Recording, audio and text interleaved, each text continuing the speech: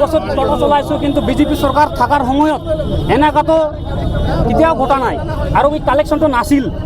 এতিয়া আমালোকে যেনিবা BTC আমালোকে বৰ্তমান BTC ইলেকশ্যনৰ সময়ত তোমাৰ হাগ্ৰামা BPF মই জিকাই দিছোঁ আমাৰ গোসাইগাঁও সমষ্টিৰ পৰা একেটা চৰকাৰ আছে।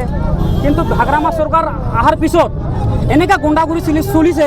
আজিৰ দিনত চাই আছোঁ বৰ্তমান সকলো ঠাইত আমাৰ গোসাইগাঁৱত হেৰি আমাৰ কোৰ্টৰ পৰা আহি থাকিলেও ৰাস্তাত 10 টকাকৈ লয়, আৰু সিফালে আমাৰ চত্ৰপুৰ পৰা আহিলেও তাৰ পৰা 10 টকাকৈ লয়। টাউনত সোমাইলে টাউনতো 10 টকাকৈ লয়। আমাৰ বাছ ষ্টেণ্ড সিফালে পৰা গাড়ী সোমালে সিফালে পৰা 10 টকাকৈ লয়। কিন্তু আমাৰ গৰীব মানুহ আৰু পাৰ্কিংটো বন্ধ হ'ব লাগে নেকি? আমাৰ বন্ধ মানে আজিৰ পৰা বন্ধ। আমাৰ লোকৰ যিটা ডাউট আছে, ইয়াতে পুলিচ প্ৰশাসন থানা আছে, থানাত থকাৰ পিছত আৰু পুলিচ প্ৰশাসন থকাৰ পিছত সিহঁতে কেনেকৈ এনে দাদাগিৰি কৈ পইচা 10 টকাকৈ ল'ব পাৰে, এটা ডাউট। আমাৰ লোকৰ এটা ডাউট আছে। পুলিচ প্ৰশাসন ইয়াতে আছে, সিহঁতে থকাৰ পিছত 10 টকা কেনেকৈ লয়? এইটোৱে আমাৰ লোকৰ প্ৰশ্ন থাকিল আপোনাৰ ওচৰত। পাৰ্কিংটো উঠাই দিব লাগে। আমালোকে যে টোটো চলাই কিমান হাৰা শাস্তি, 10 টকা দি ভাড়া লৈ পেলাই দিনত আমালোকে কিমান হাজিৰা হয় দিনত? 500 টকা নহয়, 500 টকা নহয়।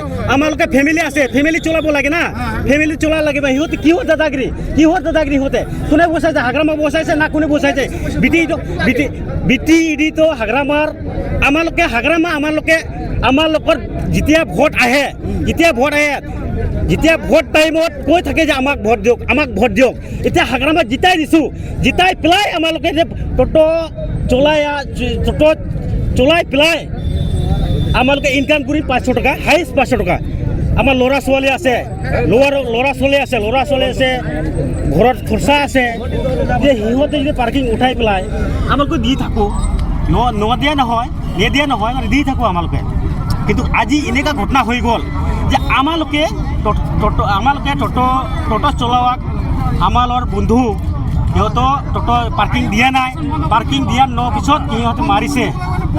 তাক লাগিব, তাক এৰেষ্ট কৰিব লাগিব আৰু মোবাইল লৈ গৈছে বোলে এইটো।